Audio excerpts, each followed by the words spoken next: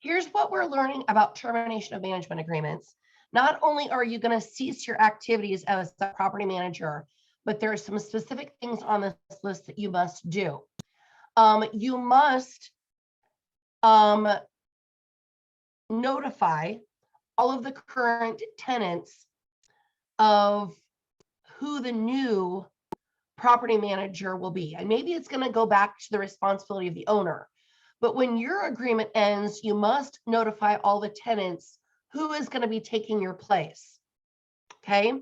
And you must notify them in writing where their deposits, if any, are located. Now, I don't know about you, but when I first read this, I thought, what a crock of crap, right?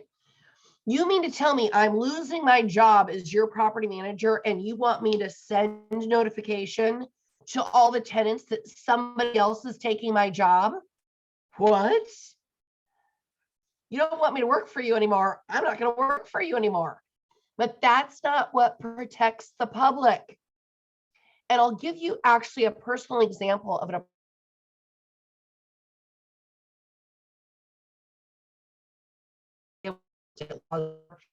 Especially a young 20-something. But what it is, I had rented it up, and during my lease, they to a new owner who also had a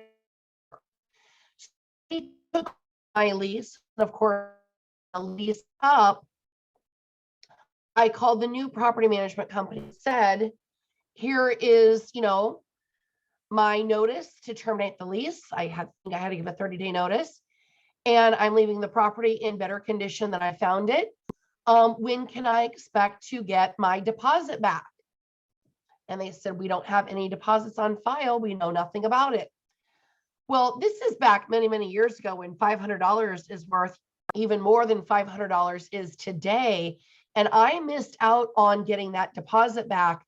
And if they had been required by law to have that old owner / property manager send me notification of who the new manager was and where my deposit was located, I would have had a paper trail to get that money back.